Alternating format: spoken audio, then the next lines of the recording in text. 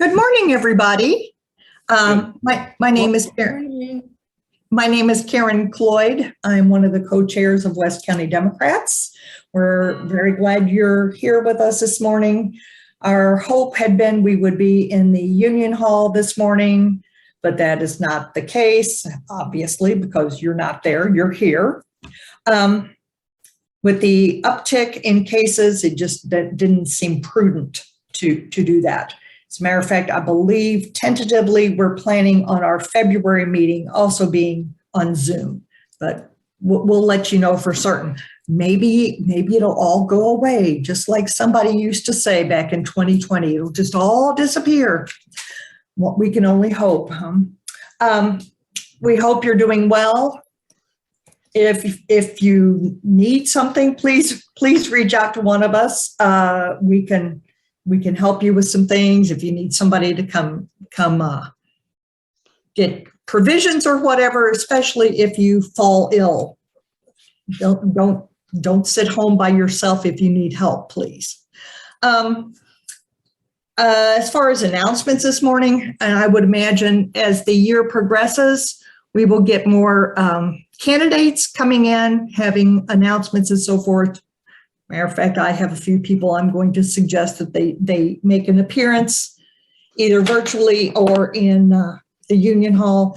The one announcement I have that I was going to mention is something that Glenn brought to us last night. There is a election integrity town hall meeting. Yeah, I know. Election integrity town hall meeting this Saturday at Melville High School beginning at noon. The vast majority of the participants, the speakers as such, are Republicans, Republican legislators. It sounds like it might be terribly interesting. Eric Fay and Rick Stream are two directors of elections. They're bipartisan, unlike St. Charles County, which is not. We have a Democrat and a Republican. Eric Fay is the Democrat, Rick Stream is the Republican, and they will be joined by one of my favorite people on the planet, Missouri Secretary of State Jay Ashcroft, and some reps from South County. Again, it's at Melville High School at noon on Saturday. I have no idea if they will be requiring masking or not. It starts at noon. It is to run until 1:30 p.m. And I will try to post a link at least on our Facebook page regarding that.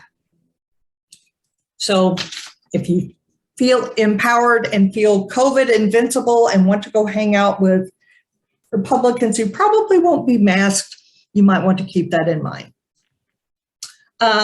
We'll go on with our membership report. Jan, I believe you were going to present that, weren't you? As Gay isn't with us, I don't think. Yes. Good morning. We have 22 members for 2022. I'm typing the address and where you can send your dues so that we can increase our membership this year. We did pretty good last year considering we were meeting on Zoom. So we'd like to keep that up. And Here's also that's all I have right now. Thank you, Jan. Okay, Jan, while you're on speaker, would you like to go ahead with the treasurer's report, seeing as you're doing double duty? Sure. The treasurer's report for December of 2021, we started off at the end of November with a balance of $5,120.62. We had $200 in revenue, 180 is membership, and $20 is donation. We had disbursements of $584, which included a $100 honorarium. Our fees for the post office box, which went up $134, and the donation we make to the UFCW Local 655 for $350. That left us with a balance of $4,736.62. Okay, thank you. Anybody have any questions? If you've not yet made paid your membership dues, we would like for you to do that. However, again, Jan put How much are the dues? the $20. Oh, I'm sorry, $20. Thank you. $20 to West County Democrats. Okay. All right. I'm also kind of the program chair or co-chair this morning. I wanted to let you know who our February speaker is supposed to be. We have arranged for Stephen Weber, who's Missouri political director for the Missouri AFL-CIO, who will be speaking to us. Perhaps you've seen on social media and so forth that there have been workers' actions taken recently. Actually, some rather large corporations had strikes and so forth. He will talk to us about how we can support unions in Missouri, because Democrats and unions have a strong bond. Having worked for a couple of Democratic candidates in the past, I have always been astounded by how union members show up for Democrats, and we need to show up for them. And also just workers' rights in general is also of concern to us, or people being treated decently in the workplace. Okay, so that will be on February 14th, which of course is Valentine's Day, but that's the second Monday in February. So we'll either be at the Union Hall or on Zoom. Okay. Okay. Suzanne, would you care to introduce the speaker, or do you want me to do it? You're muted. I guess that. No, why don't you go ahead and do it? Okay, I know you're coming out of some kind of. Yes, you don't want to listen to this. Some kind of, yeah, that's really bad for teachers to come down with that. I have really, really bad memories of that. I had a doctor one time say, "Can't you show movies?" I'm a math teacher. No, you can't show movies if you don't have a voice. Our topic today is The Safe Side of the Fence. That is a documentary that has won awards. Our speaker is Mr. Tony West. He has a really interesting resume. Speaking of doing really interesting things, unlike just being a middle school teacher for 30 years, Tony West works as a videographer and editor covering professional sports such as Major League Baseball, the National Hockey League, the National Football League, and the Professional Golf Association. He is a two-time National Emmy winner for his coverage of Major League Baseball. Prior to entering the sports arena, he worked in network news for ABC News, CBS News, and NBC Nightly News. Then, in a really, really wide detour here, in 2010, he took a detour from sports to produce the documentary, The Safe Side of the Fence, a film that looks at our nation's nuclear legacy, how our nuclear endeavors affected the workers in the nuclear industry, and the public whose communities were affected.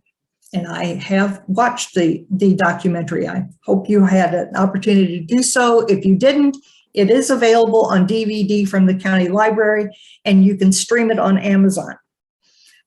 Tony West lives and works in St. Louis, Missouri. And Tony will give you the floor. All right. Hey, thanks everyone for having me.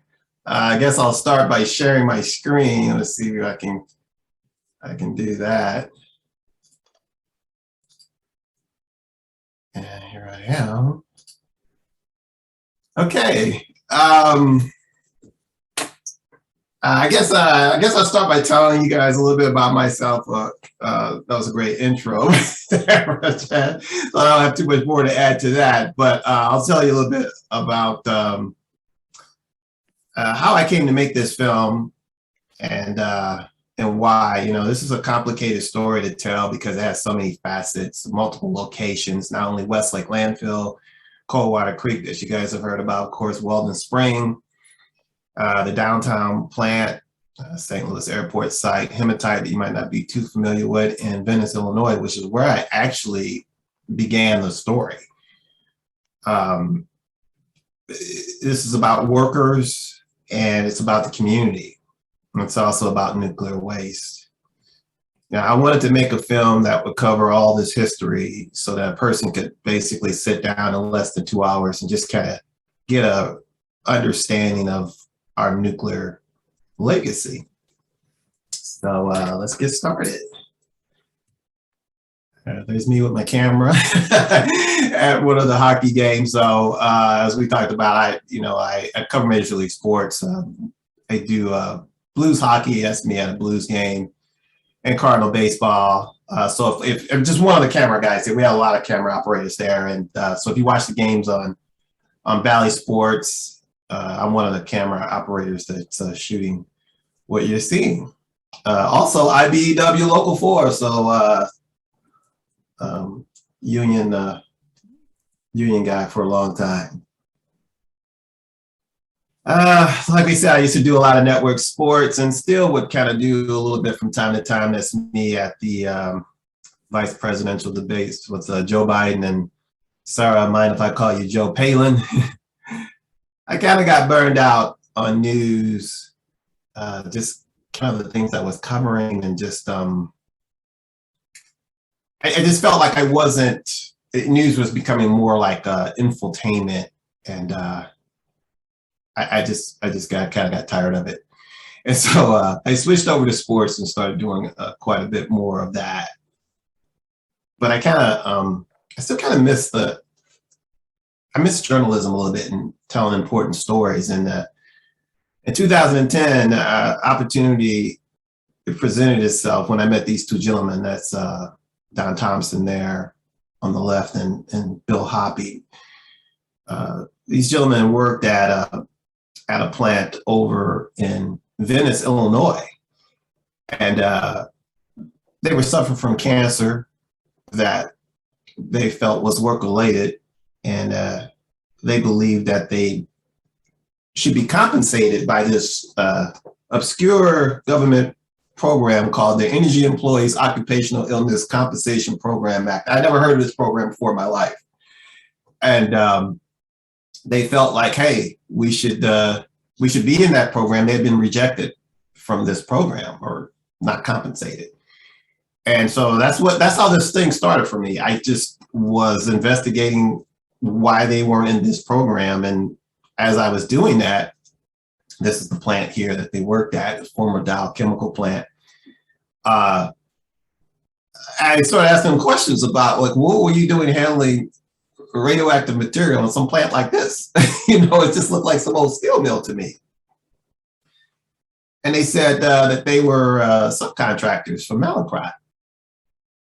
And yeah, I had heard about Mallinckrodt, growing up in St. Louis, but I really had no idea about their connection to the Manhattan Project and the Cold War. That was all kind of new to me. So in a race to build the bomb, Enrico Fermi here was going to do what was with basically a self-sustained chain reaction. And nobody had ever done that before. It was basically controlling the splitting of the atom is what he was going to do. And he was going to do that in Chicago. In order to do that, he needs somebody to refine tons of uranium. And enter Mallinckrodt. Arthur Holly Compton, who had been appointed chairman of the National Academy of Sciences Committee, was tasked with finding someone capable of purifying the uranium for the Manhattan Project. After being turned down by several major chemical companies because they were either too busy or fearful of the dangers involved in such a mission, Compton turned to Edward Mallinckrodt Jr., who ran a relatively small chemical company in St. Louis, Missouri. Edward Mallinckrodt was on a path that was somewhat roundabout to nuclear work, but in many respects, that path turned out to be perhaps inevitable, given his interest and given the course of his early scientific research career. So he picked as an area of focus as a young man the manipulation of ether. And ether is a very interesting substance because it's explosive, it's very necessary in surgery, but it tends to degrade if it's not handled properly. And because he had so many years of experience thinking about ether, which turned out to be fundamental in the processing of uranium and purifying it, he was well situated to be brought into the Manhattan Project.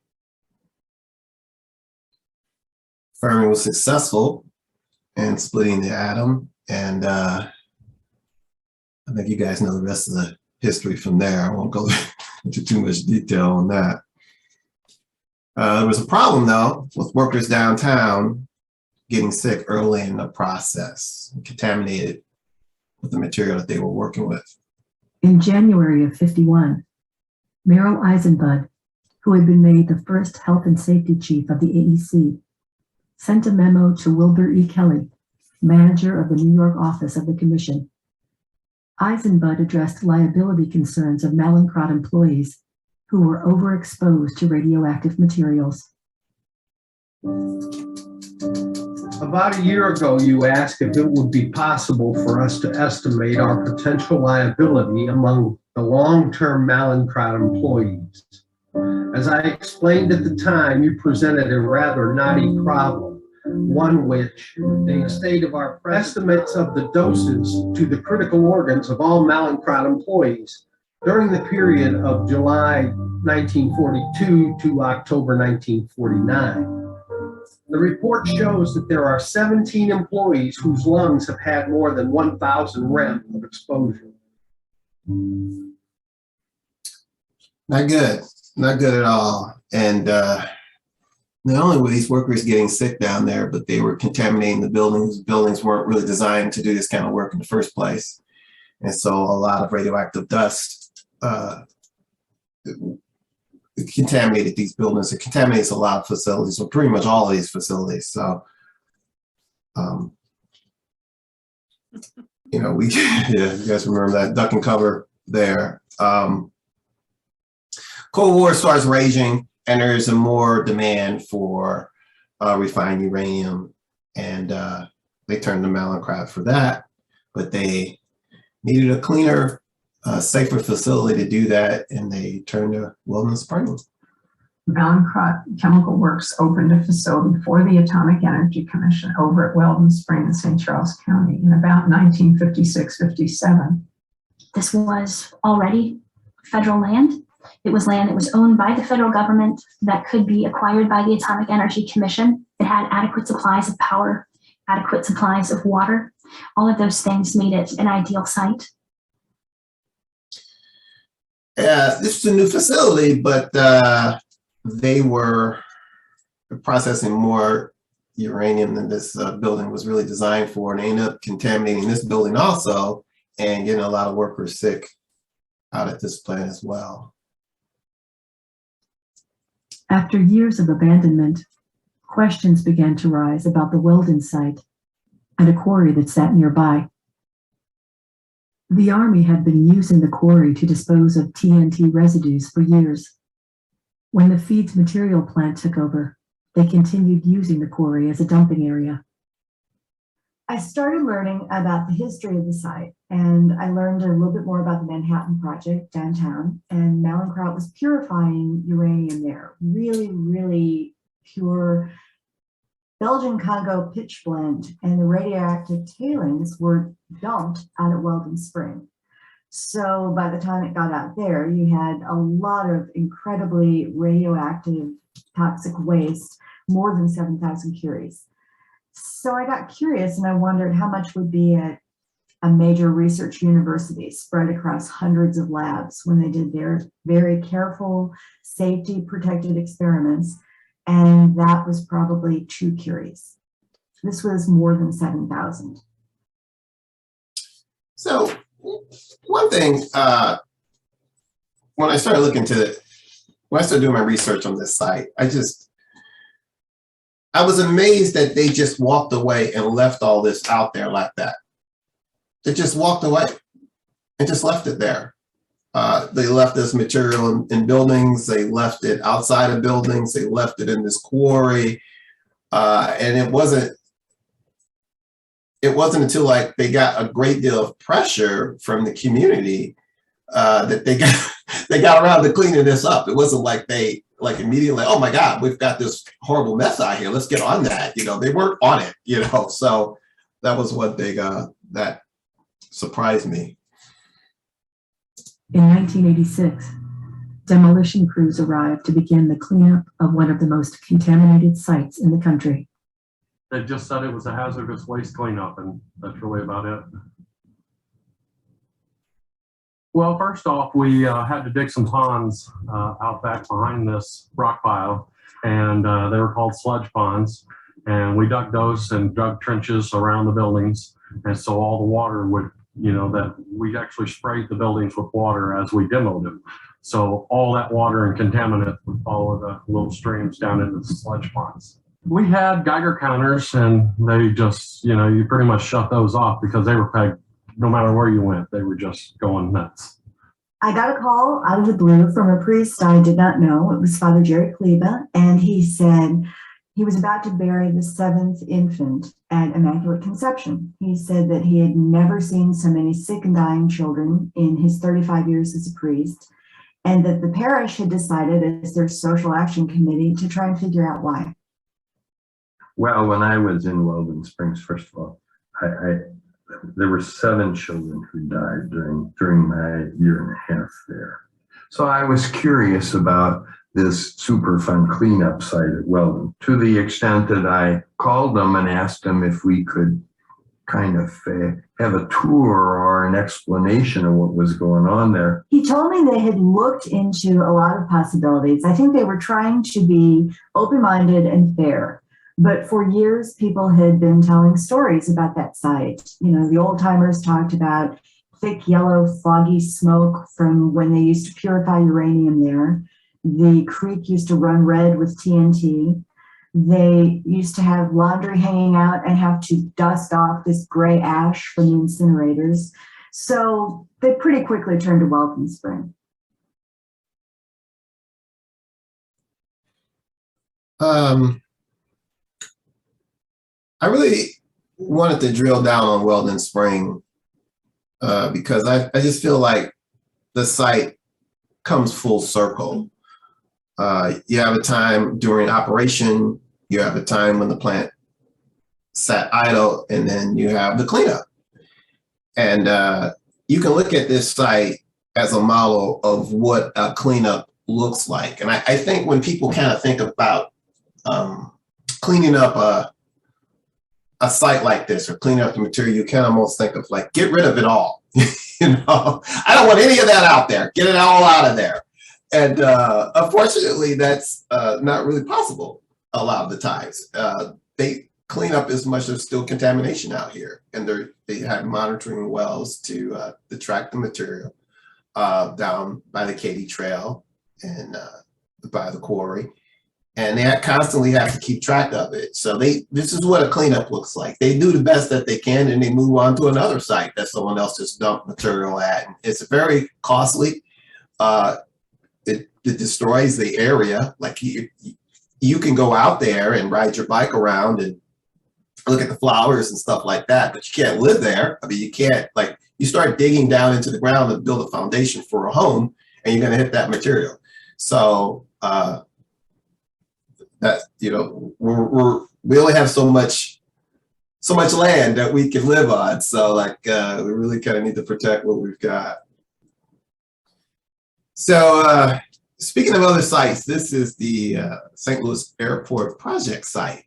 And the material that was left over from Mellon Cross Processing downtown was brought out here and stored until they could sell it. So it's kind of important to remember, Winnie Verhoff talks about this in the film, that they didn't see this material that was left over as waste. They saw this as valuable material, and they planned on selling it, and they did.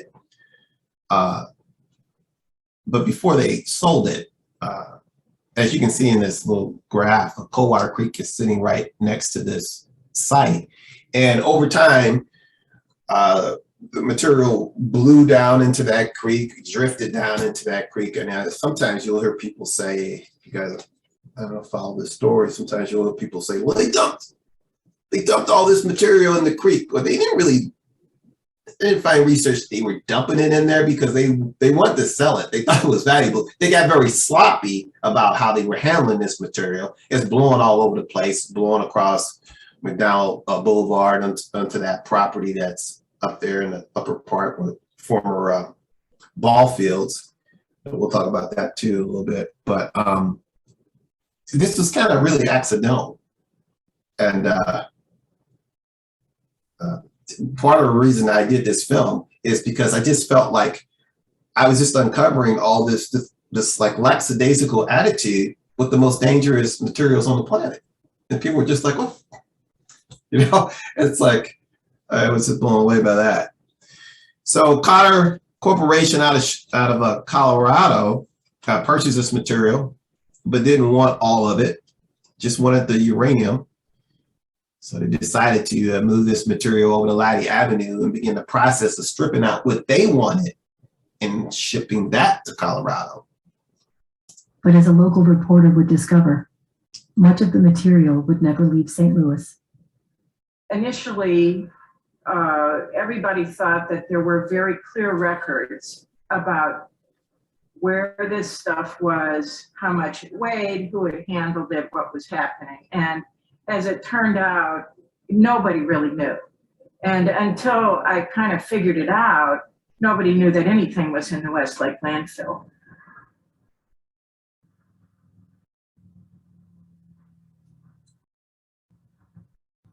August of 1973, the B&K Construction Company, which was operating as a subcontractor for the Cotter Corporation, basically spread whatever stuff they didn't want anymore, which they declared to be barium sulfate cake, and then scooped it up along with whatever was remaining in the other areas of the site, along with the topsoil, onto trucks and dumped it into the Westlake Municipal Landfill. This is the wrong place for the materials. Geologically, the site's not only in a floodplain, floodplains are subject to liquefaction. This is a place of high rainfall. It has earthquake hazard and liquefaction that can not only harm levees, but make the landfill slump. It has all kinds of geologic hazards. So for all those geologic and hydrologic reasons, this is a stupid place. And the landfill doesn't have any of the protective barriers that are required for just ordinary domestic waste, and certainly not for this kind of material. This lady right here, Margaret Wolf Freivogel. How many of you guys knew who she was before you saw her in this clip right here? You know, you probably all have heard about Westlake Landfill. You live in the county. People are talking about it all the time. Westlake Landfill, but you haven't heard about this woman. I sought her out, I went and got her, and I put her in this film because I believe she deserves credit for her research. Nobody would even know that material was in that landfill if it wasn't for her. That's the main reason why I wanted to put her in there. She deserves credit for her work. And the second reason I wanted to put her in there is I just wanted to explain this story of the NRC just losing control, losing knowledge of where this material was. She doesn't work for the government. She's a reporter, just doing her job.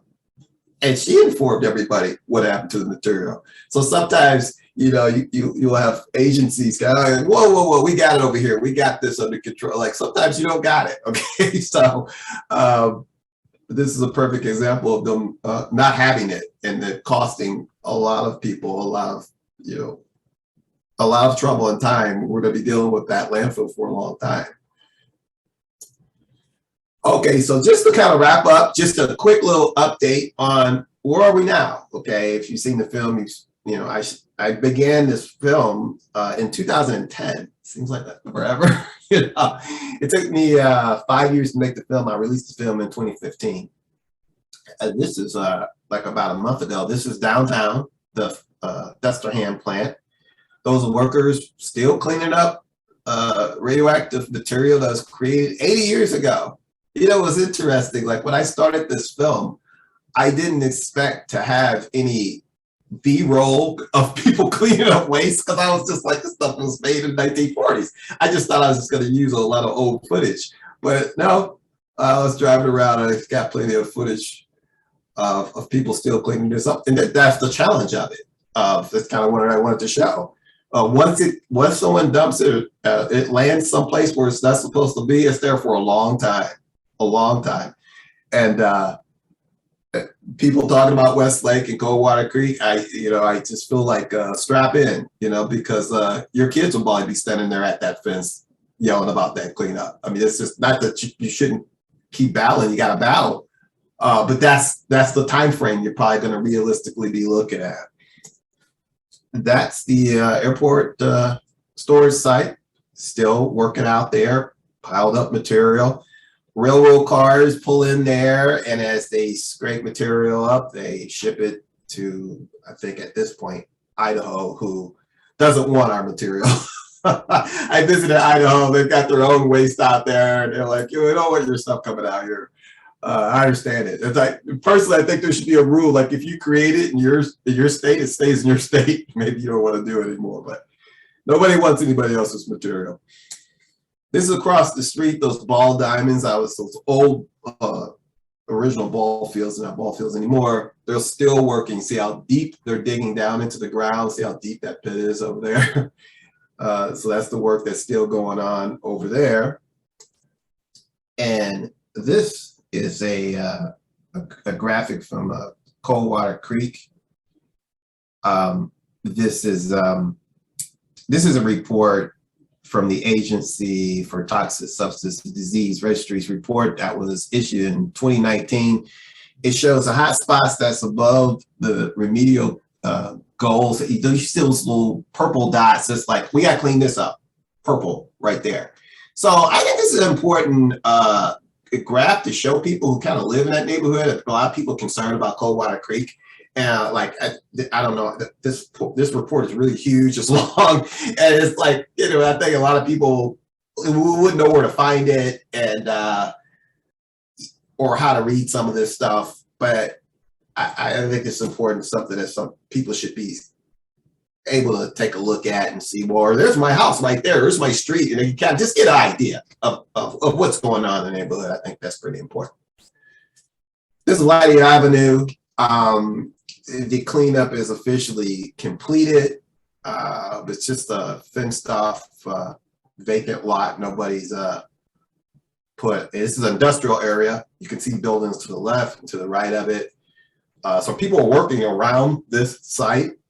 This was one of the first sites I went to, and there were railroad cars here also that they were scraping up this material and putting it in the railroad cars, which I thought was fascinating how they were doing it. They were doing what's called a burrito wrap, where you take a railroad car and you put this huge black tarp down in the bottom of it, and it extends, the sides extend over. And you put the material in there, and then you wrap one side and the other side over like a burrito to keep material from coming out of it. And then you put a cap on top of that. So that's a lot to do to make sure that when they were trained as we're going down the tracks, this material isn't escaping. But yet they had workers just standing like right by the railroad cars that they were just dumping, like not wearing PPE or anything. So that was fascinating. But anyway, that's what that looks like now.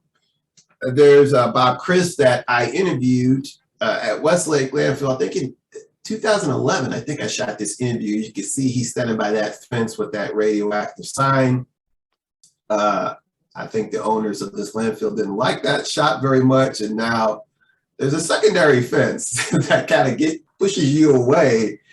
The fence back there in the back was the one where I shot the interview, was the spot where I shot the interview with Professor Chris. So it's a little things a little. The other thing I would point out is I came to this landfill in 2010, and I literally just drove my car right through the front gate. There was like nobody was covering this stuff back then, and it was like there was nobody there. I mean, it's just I literally drove in, got out of my car, started walking around, looking around. Nobody approached me or anything. Like, you could not do this thing. It's like a fortress now because of all the protests and whatnot.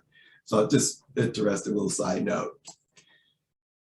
Weldon Spring has a new interpretive center, just huge building. If you guys have ever been to the older one, looked like a little tiny little trailer still out there, but this is the new building. It's closed to the public because of COVID.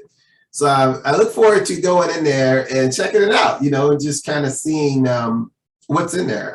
I've been around the country with this film, and I've been to a lot of sites. Most of the larger sites have an interpretive center like this, and I think that people should go and learn about the history. I've never had a problem because people ask me, well, should people go out there? You know, I'm not going to go out there, you know. I think you make your own decision when you want to go out there. But I think it's important, if you do go out there, that people can learn about the history. We could debate what is being taught out here. But that's a whole nother side story that we could get into. So you guys saw Weldon Spring, you saw the giant rock pile as Gary Ferguson described it. This is Fernald. I always like to show people this. Fernald was our sister plant, was Weldon Springs' sister plant. It's basically doing the same type of work that Weldon was doing.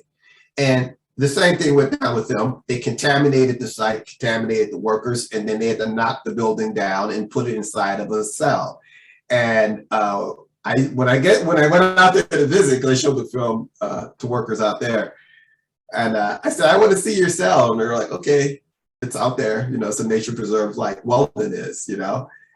And I said, okay, I'm going to walk out there and check it out. They said, okay, go ahead, but stick to the path because we're still finding hot spots out here.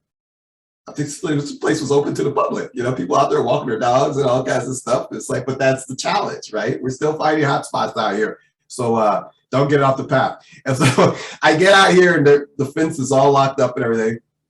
And I said to the lady, she drove out in her vehicle to meet me out there. And I said, well, this doesn't look like St. Louis. No plane and climbing up on top of this site. And she just looked at me and said, we don't want people on our cell. So that's just a little side note. You know, most cells look like this. They look like this. They have a big fence around them and a sign. So ours is unique in that sense. My last slide here. This is a memorial to workers, Mallinckrodt workers that died working at these plants. And this is at the old facility out there. I don't know if this will be brought over to the new facility. I'm hearing that it possibly won't be, but I'll wait and see. That would be very disturbing if it wasn't, because this is part of the story. And this is what I was talking about earlier about what's being taught out here. This is part of it. And when I've been out there, because I do a lot of research out there, and you know, so I've been in this facility a lot. I hear them talking to students and, you know, doing their tours and whatnot. They always skip over this part right here. You know, they basically, this is like in the middle of the room kind of, and they go to every place in the museum except this spot.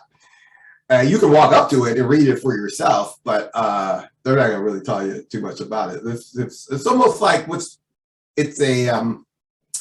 hey, we were doing some work out here and then we just kind of stopped doing it. It was kind of like a mess and it got cleaned up in the story kind of deal. So that's it, guys. So I will stop my screen share and I'll take you guys' questions if you have any. Unmute, there we are. Anybody have any questions? Well, I have a comment. Sure. Kathy, Merrick said, over 30 years ago, my daughter and I interviewed Kay Dreyer, a woman who is on a mission to educate the community about this problem. I guess this is just a problem which will never go away completely from Weldon Spring. Apparently. Yes, Kay Dry is actually how you pronounce it, her name. Yes, Kay Dry is an amazing woman, and she's in the film. She's a main person in the film. It's a long film, and I didn't want to take up too much of you guys' time and put too much in there, but she's an incredible woman and has been fighting this for a long time. A lot of the documents that you see in the film are her documents. And just to give you guys a quick, like, little interesting story, she's been doing this since the 70s. I mean, she was just like all over this from the very beginning. And she filed FOIAs and got documentation. And when she gave me the documents that I used in the film, like she's not she's very old school. Like she doesn't use computers that much, and like all of her stuff is like handwritten with notes and stuff. So on a lot of her documentation, she would like write little notes like, look at this, you know, whatever, underline something, whatever. So in the film, I didn't want, like, I couldn't use those notes like arrows and stuff like that. I thought that would be distracting to the viewer. I just wanted them to look at a fresh document. So I would like clean up the documents for the film. And so like recently, like I went online to the Department of Energy's own website to get documents. And they do provide quite a few documents if you know where to look. And if you ask them for them, they're like, okay, here are some documents. So I wanted documents about hematite. And when I got the documents, I noticed something. I noticed that there were like these little handwritten notes in the top corner. K-Dry's handwriting. Okay, so why would that be? Okay, why it is they've lost their documents in a lot of cases. And K-Dry gave a lot of her documents back to them just so they would have them. That's why her notes are there. So, and like if K-Dry, she's a hero to me, obviously, if you can't tell. If K-Dry had like requested all these documents, they wouldn't even have their own documents because they lost them. Wow. Okay, I have a comment. Miriam, go ahead. We'll get you. I Harvey. lived in North County in Florissant for 20 years, very close to Coldwater Creek, and so did most of my family. I have to say, I moved out of there in 2005, but the time that I was there, I heard very little about Coldwater Creek's problems with the radioactive fallout. So I am sure that what you have done has brought this to light more than we ever heard. But it's very interesting to me. Thank you. Thank you so much. I appreciate that. I mean, trust me, I didn't know anything about any of this. You know, as I just started like going into it, I met a lot of important people. K-Dry, Denise Brock, who was fighting for workers. She told me about a lot of people. Professor Chris that you see in the film. There are a lot of incredible people in the film, and the film has been successful, won awards and this and that. But whatever, what I tell people all the time is, I assembled some experts, some incredible people, and just let them tell their stories. I just got out of the way. I'm just a camera operator and an editor, and these people are amazing. Even my father, who saw the film, he said to me, "Son, I'm proud of you. I'm proud of your work." He said, "But I have to tell you, you had some great people in that film," and that's true. Well, I would say that the general population did not know all the things that you're talking about, and you did a great service by doing this. It's very enlightening to me too. I knew some of it, but there's a lot to think about there. I appreciate that so much. You know, when I would travel around the country, because I've been to all the different sites, Hanford, Oak Ridge, you know, all these different, as I go to the different sites, I would be in the airport and people would say like, "Where are you going?" People from St. Louis locally. And I'd say, "Oh, I'm going to Los Alamos or whatever with my film." And they say, "What's it about?" And I'd say, "Nuclear waste in St. Louis." And they'd say, "There's nuclear waste in St. Louis?" Every time. There you go. Harvey, do you have a question? Unmute yourself. Yeah, can you hear me? First off, Tony, thank you for all your work on this. It's been phenomenal. Thank you so much. I am currently the chair of the Westlake Landfill Community Advisory Group, which works with the EPA on the cleanup. So I wanted to maybe give people a quick update on what's going on there with the cleanup, if folks are interested. Okay. And also, before I do that, I just want to comment on Coldwater Creek. Well, Westlake Landfill got a lot of attention because it was a fire, you know, near nuclear waste and all that stuff. Very dramatic, very, well, obviously caught a lot of news through a lot of efforts of folks like Tony and others. Coldwater Creek is the real train wreck that's still taking place today. They're in the process of cleaning it up. What they're doing is they test.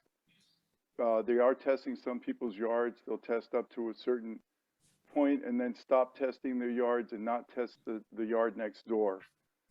So think about if you're living in a home and your neighbor's been told, well, there's nuclear waste in your yard, so don't let your dog dig there. Don't plant any thing in your garden. Oh, by the way, we'll be back sometime in the next 18 months to clean it up. And you're on the next block over and you haven't even been tested. You may not even be aware of what's going on. Money can fix this one. Money can fix this one. And even though I consistently ask the Army Corps of Engineers, who's responsible for the cleanup out there, if funding would help, and they keep saying, oh, we have plenty of funding, that's baloney. So, you know, the original cleanup, as you saw the diagram that Tony had of what was going on near the airport and the ball fields and Coldwater Creek, you know, the idea was they had to clean that up first. Like you spill a gallon of milk, you have to pick up the gallon of milk before you clean up downstream. So that made a lot of sense that they had to clean that up first. But now they've cleaned up a lot of the source and the downstream, and they're now starting to go into the banks and the homes. And that can be done by multiple crews simultaneously. So we really need to push for them to speed that cleanup up, because people are being exposed every day. New exposures are happening every day in that area. Westlake landfill is a little different. It is contained. It is not, well, you can argue that it is not exposing anyone today. It's not the same. It's not material that's out in people's backyards. So the cleanup situation there is we are in the middle of, let's see, I think we're about almost 2 years into a 2-year, what was supposed to be a 2-year design phase. They've agreed to remove 70% of the radioactive material. That's all the material that would be within 16 to 20 feet deep. There is some material deeper that's a little more onerous to get because it is buried in garbage and other toxins. So there's a reluctance to go real deep. So they're going to remove 70% of the radioactive material, which is 30% by volume. This design, 2-year design phase is now going to take a lot more time, because every time they go to verify exactly where the material is, guess what? They find more. We on the committee are not surprised. We kept telling them they weren't looking in enough places. So now they are. They're doing a better job of trying to find it all, because they're trying to cut down the cost of removal. It's somewhere around the $250 million removal process right now. And once they finish the design phase, then it's probably going to take about 5 years to actually remove it, is my best guess. So that's kind of where we stand right now. And when it's all done, there'll still be some in the ground, and they're going to put a very robust cap on top of it. They're going to continue to have gas extraction systems. That land will be barren for a long, long time. So there you have it. Any questions or comments? Is the fire still burning? Yes, the fire is still burning. It is not anywhere where there's known nuclear waste. That's one of the things that we keep arguing with them about. We want them to test closer to the fire.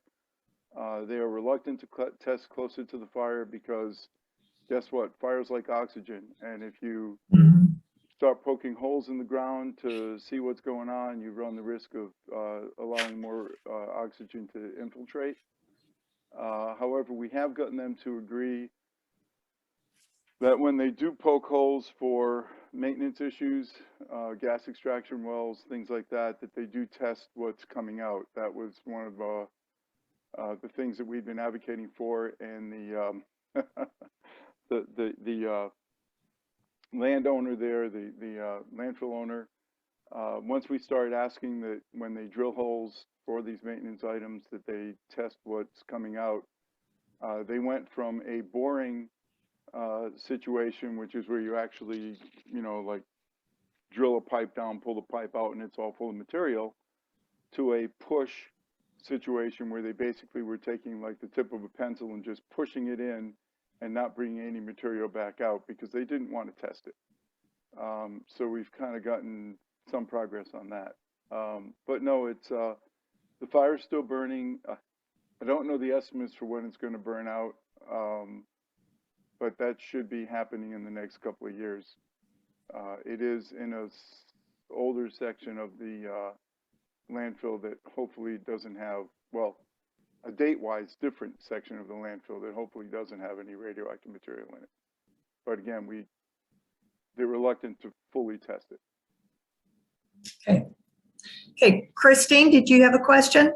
Well, I wanted to thank him for this presentation, but I also have, I don't know whether you have or know the source of the information, because one of the problems about nuclear material is this concept of cleaning it up. You're never really cleaning it up. You're just moving it somewhere else. And I think that's really one of the reasons why we have to give up on nuclear power, because we never figured out what to do with the spent fuel rods and how to dispose of them. And as a researcher, I worked with really low level radioactivity, tritium and things like that don't go through paper. And I also worked with little carbon-14, and we were so careful with what we did and how we, handled it in the lab and everything. But all these industrial places, they weren't careful at all. And it's just like, how you can't, quote, clean it up. You end up diluting it. It's a mixture of different things. You don't know the half-life of it. And, theoretically, half-life, it should eventually decay, but you've got a mixture of all these different things with different half-lives, and you don't even know what all the chemicals are. So it's just a really, I don't know, to say we're cleaning it up, we're moving it and capping it. And that's the best we can do, but we need to stop making it. And we did, but it's taken years. Mm-hmm. So I don't know. It's just it's a sad situation. It is. I appreciate your comments. They're point on. They really are. I have a question for Tony. Okay. Tony, did you have any kind of cooperation with the corporations that were using these materials and making this? Did you have any talks with them? Were they a part of any of your research? I didn't have too many talks with like the owners of plants. I talked to the workers of the plants, and I just wanted to go right to people who were actually doing the work and like, what was it like to work here? And people like Bill Hoppy and Don Thompson, I personally dumped barrels in that lot right over there, And so it's just, I kind of wanted to see that aspect of it.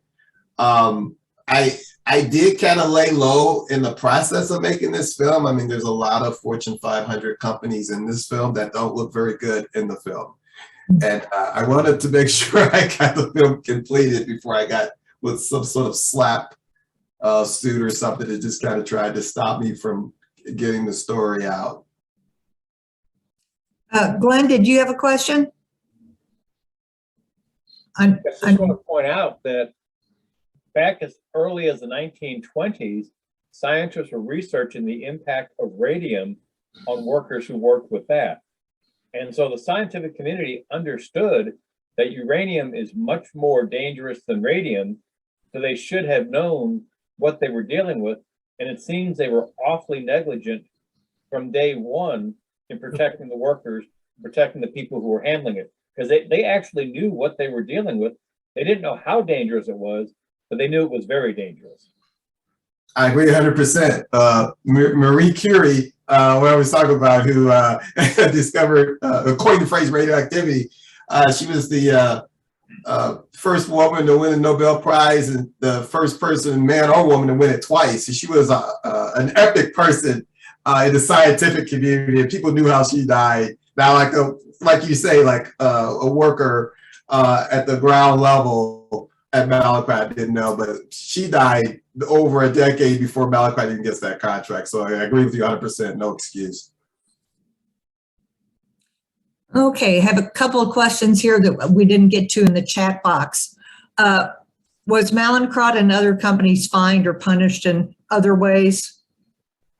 Well, Mallinckrodt had a whole harmless contract, and maybe one of the first ones ever, where it's like, hey, look, we're gonna take on this job for you, but we're not really responsible for with anything that's going on here. So as far as what happened with the workers, no. I mean, when some of these companies you're blatantly caught illegally handling the material, and they want you to clean it up. Carter Corporation is supposed to be paying for part of the cleanup of Westlake. I don't know of any lawsuits against Mallinckrodt that's been successful. I can't really say that they've been fined for what they've done with the workers. So for me, I still feel like the worst thing that they did was what they did to the workers, because they knew what they were doing. There's documentation you see in the film that they're talking back and forth about what's going on with the workers. And go ahead. I'm sorry. Yeah. Because it's like basically, I'll just say this quickly. Material drifting down in Coldwater Creek, accidental, not as bad as I know that this guy over here is getting sick. I'm not going to tell him, I'm just kind of going to study this guy. And companies cutting corners, dumping material in a landfill, like to just save money, not trying to like harm people on purpose, but just being reckless in that sense. So I kind of separate the two, because for me, I just think what happened to the workers was on purpose and horrible. And the rest of it is bad too, but not like on purpose. Just a little bit different, if that makes sense. Go ahead, guys. I want to take everybody's time up. Harvey, did you have another question or comment? Yeah, actually, a comment about the workers. There is a worker compensation fund available. The Atomic Workers Fund. I'm not sure exactly what it's called, but there's an Atomic Workers. It's the Energy Employees Occupational Illness Compensation Program Act, and that's done by the federal government, not by private companies. Yeah, but what I want to point out is anyone who worked at Mallinckrodt during this time, or is a descendant of someone who worked there and may have died because of their exposure, there's compensation available. So do look at that. The national ombudsman for that program happens to live in the St. Louis area. That's Denise Brock, B-R-O-C-K, I believe is how she spells her name. Yeah. And again, she's featured very prominently in the film. Denise Brock is a hero. Yes. She expanded that program, and you'll see in the film. I mean, essentially how that program worked. They had what's called 4 SEC sites, special exposure cohort sites. And those sites meant, especially once you got that status, you didn't have to go through what's called dose reconstruction of them like looking at you, asking you questions about what were you doing on the job, how long were you around the material, what material, blah, blah, blah. If you had one of the 22 cancers and you were at an SEC site, you got compensated without going through all those hoops. And what Denise Brock did was she took on that compensation program and the United States government and said, I'm going to make Mallinckrodt downtown the 5th SEC site. And they were like, no way you're doing that. They fought her tooth and nail. They were talking about Denise Brock in the White House, how to stop this woman. They couldn't stop her because the documents that you see in the film, she had those documents. She wins that case and expands the program to include Mallinckrodt. And then like they knew if she were successful with that, other Denise Brocks were going to pop up with other sites, like Fernald, or Los Alamos, all these sites that were not SEC sites. And that's happened. There's some, over 80 sites like this. And when I met Denise Brock, the compensation program had paid out $8 billion, at that point. And I think by the time I finished the film, I want to say it was 11 billion. It may be 22 billion now. At this point. So and these are just the workers that know about this program. Most workers never heard of it. That's another thing I was trying to do. I was trying to inform workers about this program and make it easier for them to get compensated through the program. It's a good program, but the program itself needs help because like if you're, let's say you were a secretary and you're walking through the plant, you're breathing in the same dust as like a chemical worker, but they would say, reject it. You're not a chemical worker. You were a secretary. So that's a problem. One of my favorite parts of this is that Denise is now the ombudsman for that program, which means that anyone that needs advice on how to file a claim and get through the system gets to work with her, paid by the government. It's wonderful. No doubt about it. Denise Brock, you know, it's look, there's a lot of, and I'm sure you know, Harvey, there's a lot of corporations that they don't want these workers to get anything. Okay. And people reject these workers, and Denise Brock will reassess that paperwork and get that worker paid more times than not. Because she actually cares. And so you know, that's the thing, you know, when people talk about the government's huge. There's all kinds of people. There's people in the government working against people, and there's people like Denise Brock who works for the government that's working for you. So we're Denise Brocks. That's what I say. Yes. Oh, okay. Well, thank you, Tony. I was going to say, find the film, please watch it, and you can find out lots of stuff. Like, I didn't know that there were nuclear workers in southernmost Illinois. So I learned something yesterday watching the film. I'm like, okay, I had no clue as to whether or not there was anything in Metropolis, Illinois besides the statue of Superman. That's a fascinating plan. And keep in mind, there's 2 airport workers in the film that they weren't nuclear workers, but just because you're not a nuclear worker doesn't mean the material can't find its way into your workplace or sometimes into your house. Or on a softball field or wherever. Yeah. Just ridiculous. Well, thank you very much for joining us today, Tony. We really appreciate it. Thank you, guys. Thanks for having me. I appreciate it.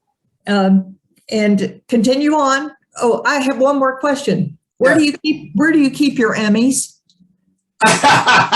It's one is in the living room and one's like across from, like behind this monitor. You present again, you should put those behind you. If I had an Emmy, it would be prevalent anywhere I was on screen. I appreciate it. You sound like my cousin Janine. She was like, what? We need to have an Emmy party. Okay, well, thank you. Thank you again. Thank you again, Tony. It was really, really nice hearing from you. Thank you, everybody. Thank you so much. Thank you. Thank you. Okay, Glenn, would you like to tell us what the Missouri legislature is going to do to us? Oh, sure. I want to start off with one thing Tony might appreciate. My wife's brother-in-law was a fireman. On his off-duty days years ago, he worked for a landscaping company, and one of their contracts was maintaining the ball fields over there on Laddie Avenue. So there's probably dozens of firemen who work for this landscaping company who also were exposed to that dust and stuff, who probably didn't even know it for years and years. That's something that's going to be a problem for a lot of years in St. Louis. Meanwhile, back in Washington, things are so bad trying to get Biden's social infrastructure bill passed that they pulled out the big guns to go after Joe Manchin. They sicked Barack Obama and Oprah on him. Oprah Winfrey is now trying to lobby Joe Manchin to vote with his party. The problem is all the attention on Manchin and Kyrsten Sinema is causing people to overlook a lot of good things Biden has gotten done in this first year. One of the really important things, though, is that government at all levels has to undo the damage done by Donald Trump and his people. We've heard about how the post office is going to have to be stuck with DeJoy for a couple of years because of the way the Postal Board of Governors works. However, there are all sorts of bureaucratic problems created by Trump's people that they're slowly undoing. They've got better people. They've got bureaucrats who really care about their jobs and are more people-oriented.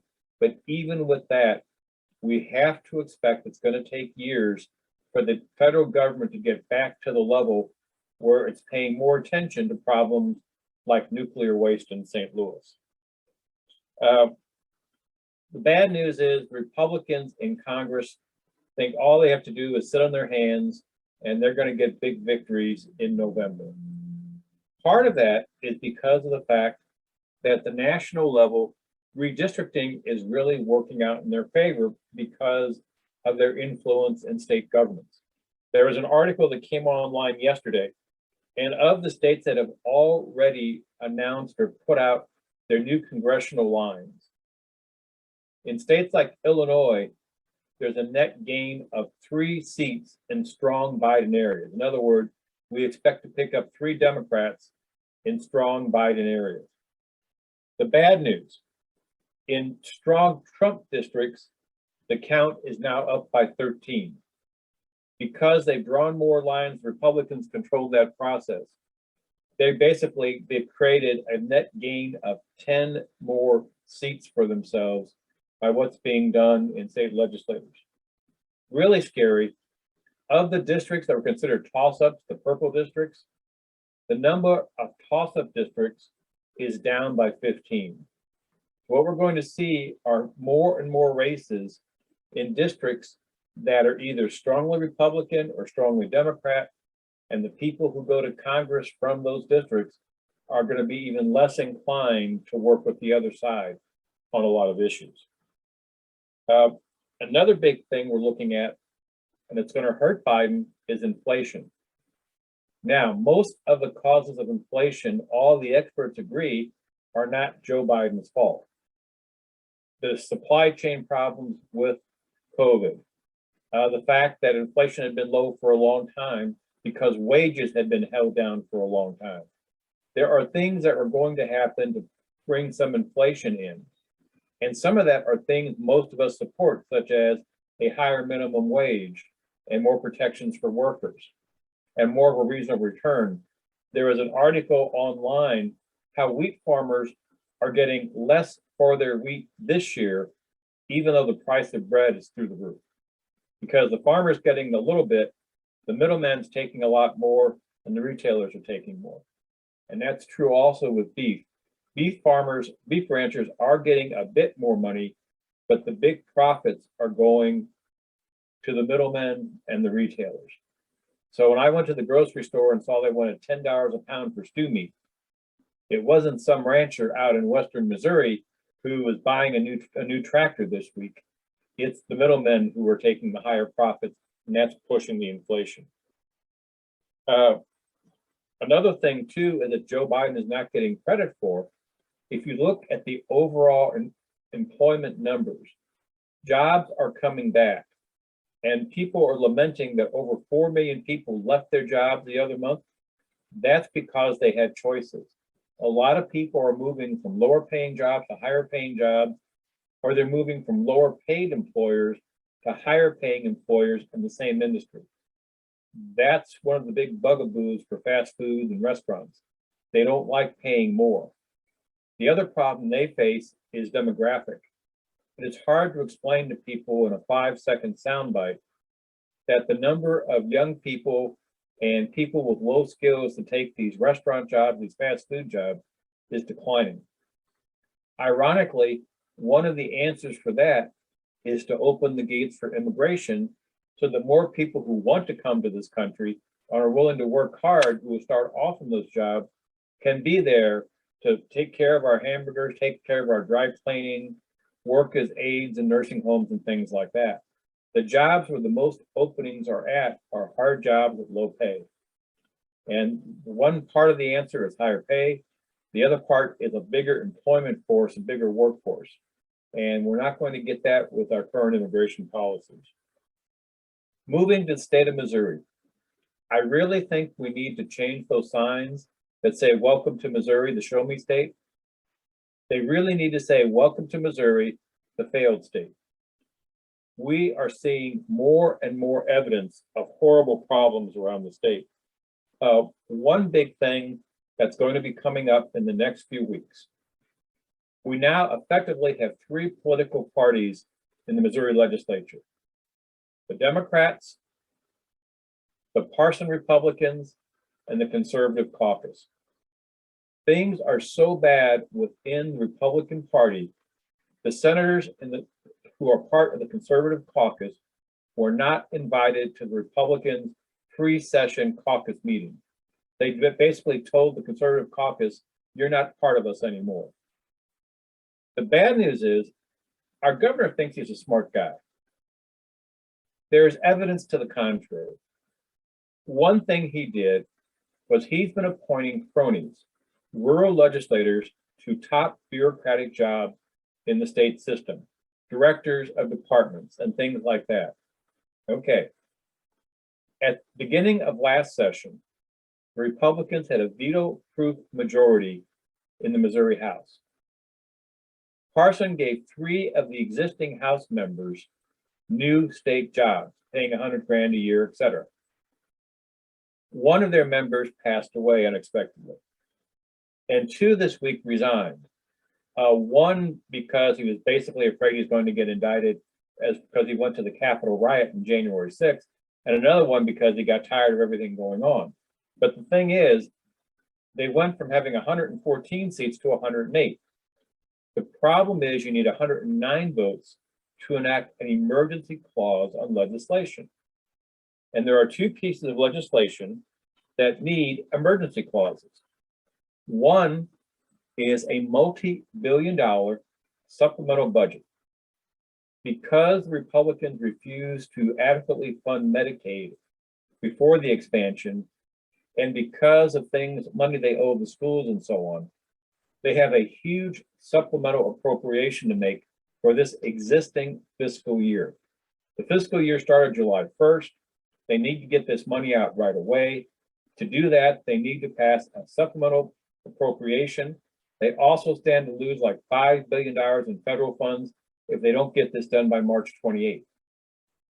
If they pass the supplemental bill, which they will in some form, they need 2/3 votes in the House and Senate to enact the emergency clause to make that March 28th deadline in the federal funds and to get this money out to the groups that need it, the departments that need it prior to the end of this fiscal year.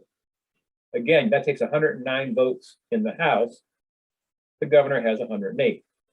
The other big issue, the governor surprised many people, including me, by not calling a special session on congressional redistricting.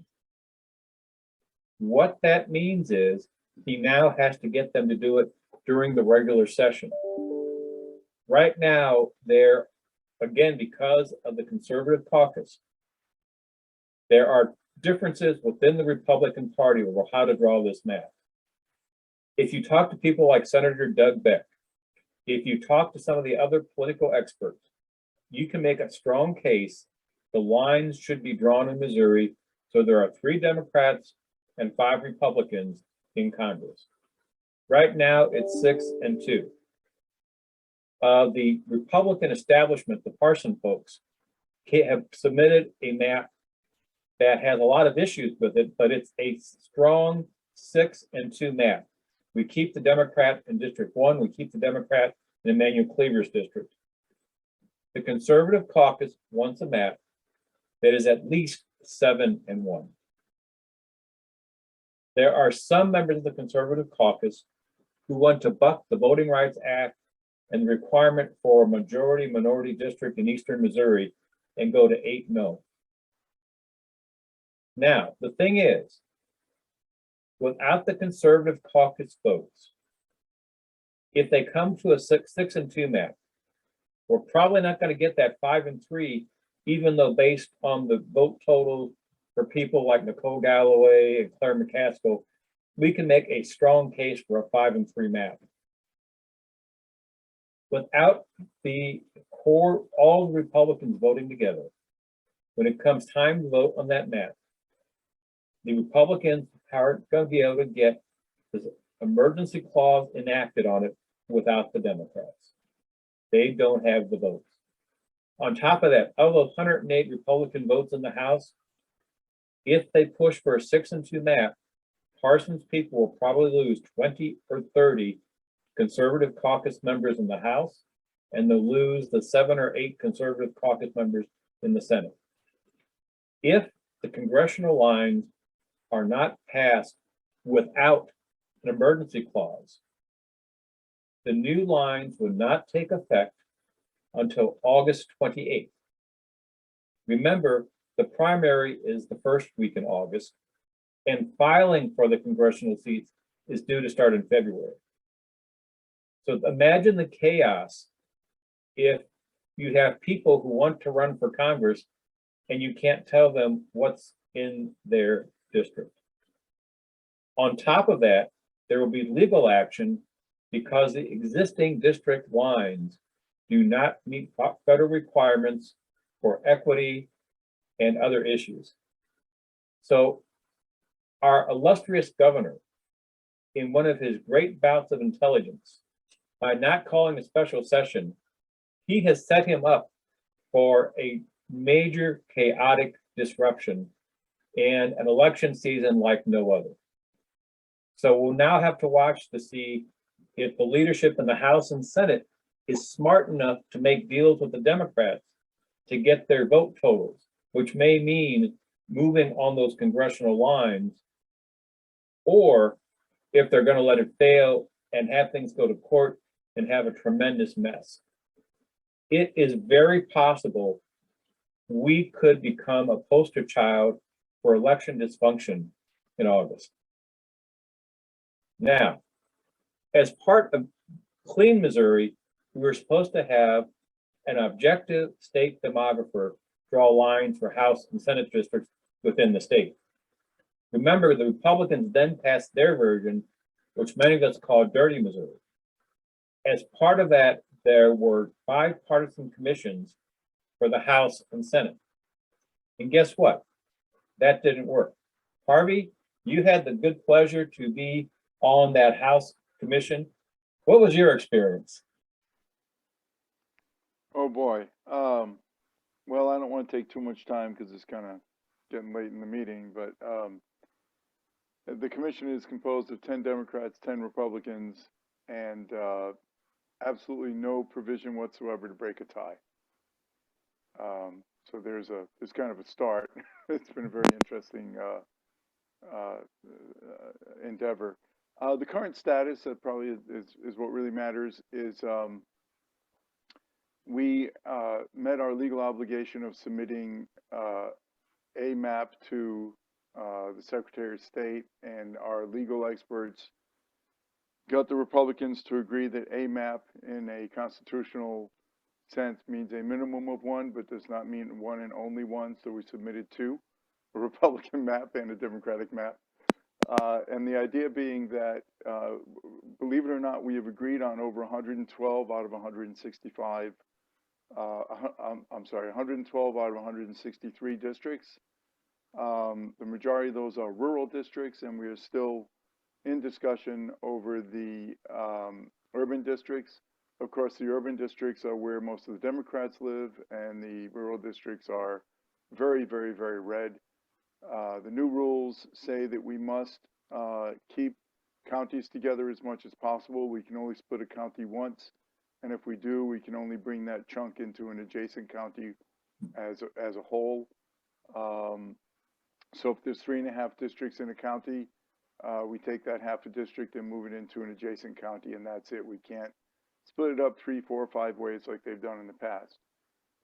That's the good news for compactness and to eliminate gerrymandering. That's the bad news for trying to create competitive districts. Again, where you have predominantly red or blue districts, and in this case, red districts around the rural areas, it's virtually impossible to create a competitive district there. Very few Democrats or very few voting Democrats out there. So that says a lot about where our party's emphasis needs to be. On a good day, the state votes, 40 to 45% Democratic, Glenn? Yes. But the maps, if we're lucky, will end up with a 35 to 37% Democratic leaning districts statewide. And that's where we are now. If we don't come to agreement, then there's a judge panel that it goes to.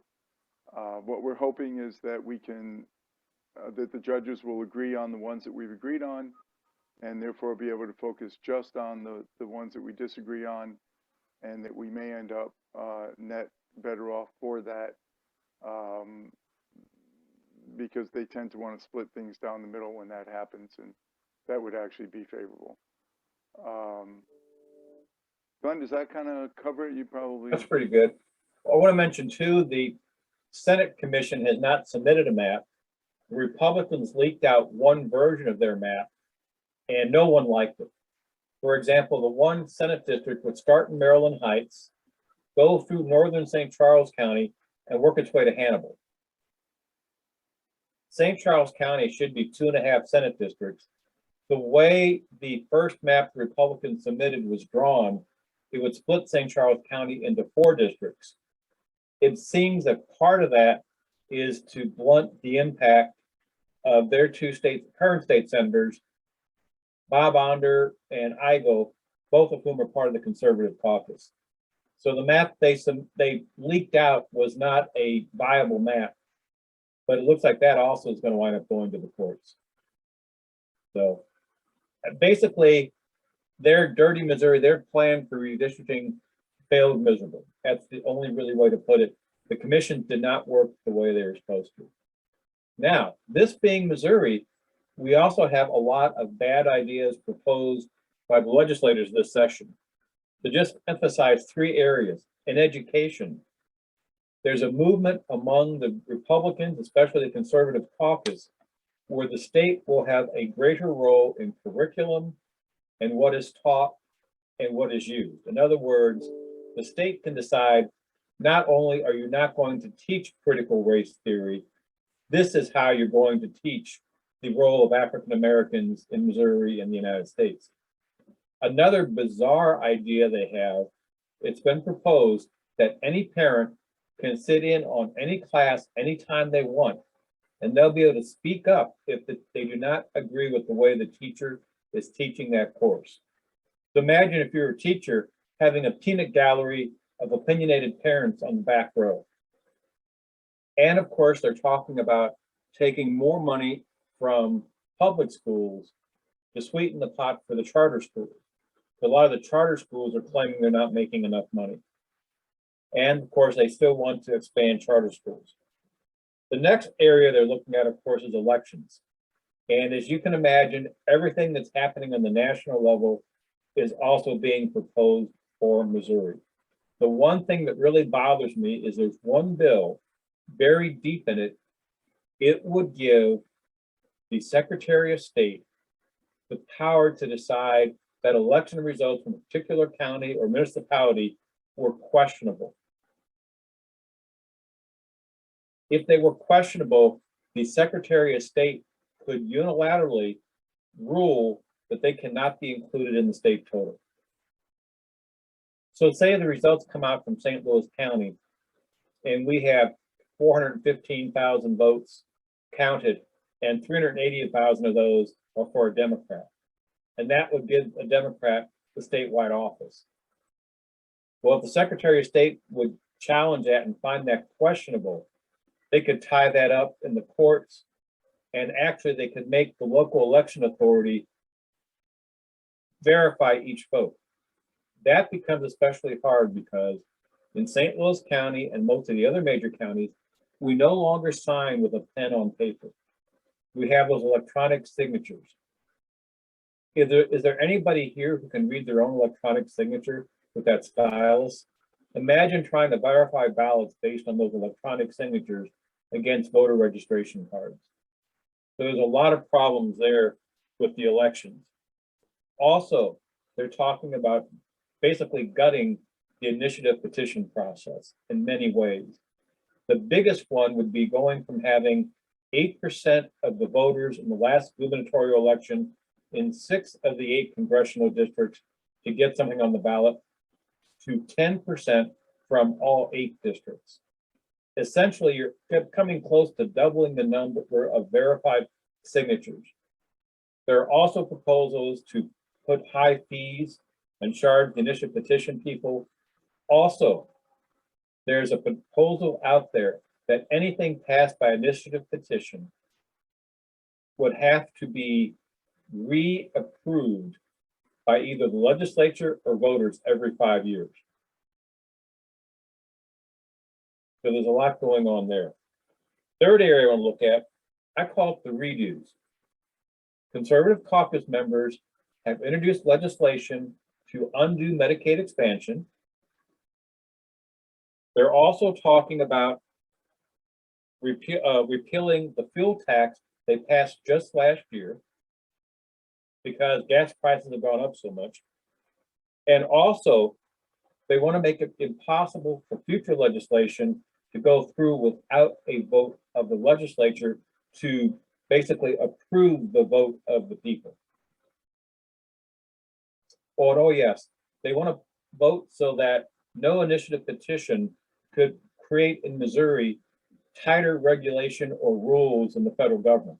What that would mean is Missouri could not raise its minimum wage, nor could Missouri, if they ever wanted to, have more gun control than the federal government. Of course, gun control, they're also talking about allowing guns in schools and churches again.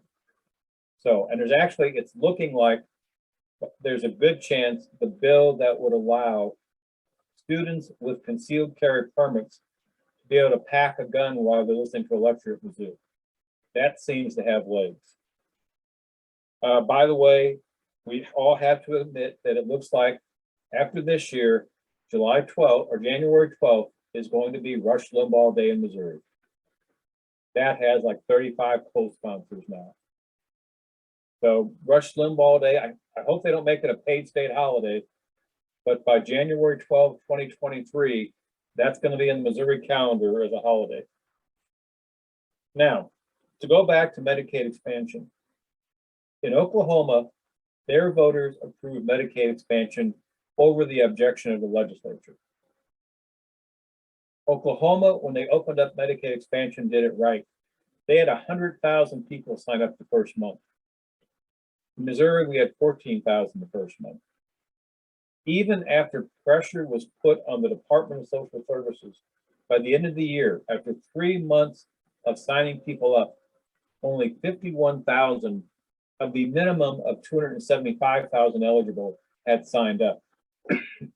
So Missouri, a larger state with more state workers, is basically doing 1/3 the job of Oklahoma at making Medicaid expansion work. Some of the ways that's happening, or some of the impediments, we are hearing reports. The state admits the average wait time, if you call the Department of Social Services about Medicaid or food stamps, was over 3 hours in November. We have heard reports from people that their wait times were more than 6 hours. Remember, most of the people who are going to get coverage under Medicaid expansion have jobs. So we're asking working people to stay on the phone for 6 hours to try to get their application started, because a lot of the state offices have not reopened since COVID, and they're trying to do more and more on using the call centers. But the call centers also can't keep staff. So it's a complete first word cluster. The bad news is Missouri's bureaucracy under the Parson administration, they are not there to help the people. They are there to keep the people from getting help. If you have to wait 6 hours on a telephone to get the benefits the federal law and state law says you're entitled to, that's a really nasty form of oppression. But yet it's what's happening every day in Jefferson City. We did get some good news. In that supplemental legislation, the governor's talking about a 5.5% across the board pay raise for state workers. That's good. But remember, that's only the same amount as Social Security recipients are getting for this year. So while the people will appreciate the raise, even if they get it, Missouri workers will still be, if not at the bottom, very close to the bottom in pay among all the different state workers. So we've still got a lot to do on just basic things like treating our state employees right, making sure they have good medical care, making sure people who deserve and need help from the state get that help. And the problem is, under the Parson administration, the outlook is not too good. And because of the battle between the regular Republicans and the conservative caucus, it's going to be a very, very contentious session. Any questions?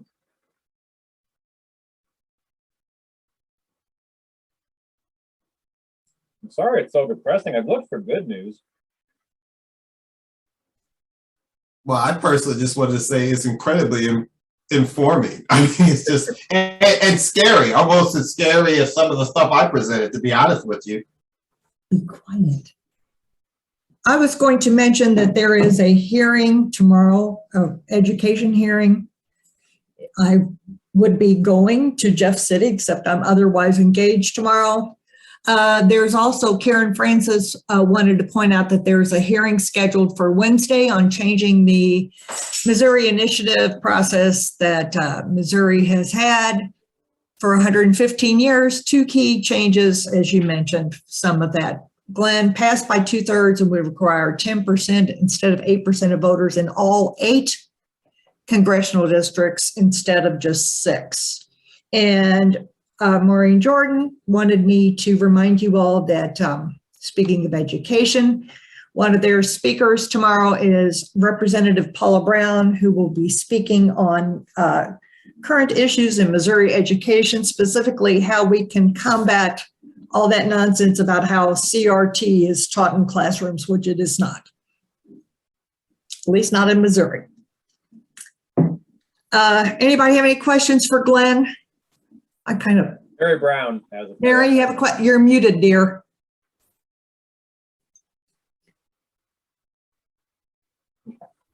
You're still muted. Okay. There we go. How's that? Can you hear me That's now? better. Glenn, when you talk about that 6-hour wait, as I recall, you had to have a phone interview for food stamps. Yes. Do you also have to have a phone interview for Medicaid expansion? Is that a requirement? That is, you can theoretically get a paper form, but the state's preferred way is to start and process the application through the call center. They've basically gotten rid of their income maintenance. There are no more income maintenance workers in offices around the state. They're receptionists to hand out papers and give you the phone numbers to call. And so that's the way they're trying to do things, trying to be more efficient, quote unquote. But the problem is the call centers are just not handling the issue. And the other thing was, I don't know if you saw this in the Post-Dispatch or maybe your other ways, but somebody introduced a bill that they would no longer automatically send out absentee ballots. And if I remember this correctly, and I didn't check actually, those automatic absentee ballots are sent to people who have already established that they're disabled. Is that right, Glenn? Right, homebound. It would make so it. another homebound. So the people that are homebound will no longer get their ballot automatically. They would They'll have to go through a new process to request their ballot for each election. Each election. That's what I thought. So, for example, my mother is 86 years old and doesn't drive now. Well, right now she gets a ballot mailed to her for the municipal elections and the statewide election. She would have to call them or somehow inform them a particular way to get an absentee ballot. Well, she probably have to go online and download I'm sure all these people are capable of doing that. Go online, download the form, submit it, and request in writing of absentee ballot. It's really, that's really a terrible, terrible idea. But remember, one of the things we fought early on this cycle is the idea is when we draw district lines, some of the Republicans only wanted to count voting age population when you drew district lines. That got shot down, but that would have meant that kids under 18 and senior citizens who haven't voted for a while, prisoners, in institutions, and college students would not have been counted. And that would have really messed up the line. Even though a lot of those kids were under 18 now, by the end of the decade, they'd be eligible to vote. But yet it would really change, because that way they feel that would concentrate more on the core demographics for the Republicans and hurt Democrats. If they could, I think there's 2 or 3 state reps in Jefferson City who would like to see voting white property owning males only. I really think they go back that far to the original constitutional, original Missouri Constitution. Well, isn't that cheerful? Okay. I have a question for you, Karen. Okay. County council districts, just before, I know some of that was due just before the Christmas holidays, and there still seem to be some little nuances of differences. Is that resolved, or where do we stand with the county council redistricting? Going to court. Yes. Okay. Court. We might point out there are 2 lawsuits. The 7 Democratic commissioners filed a lawsuit in federal court, and the 7 Republican commissioners with the 3 Republican county council people and Councilwoman Rita Hurd Days and 15 other miscellaneous Republicans filed a lawsuit.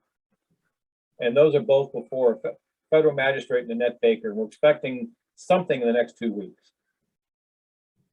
So Glenn and I are co-litigants, I guess. Yes. Yeah. Something new and different. Well, thank you everybody for coming today. We hope you stay well. We hope to see you again on Monday, February 14th. Thank you for coming. Take care.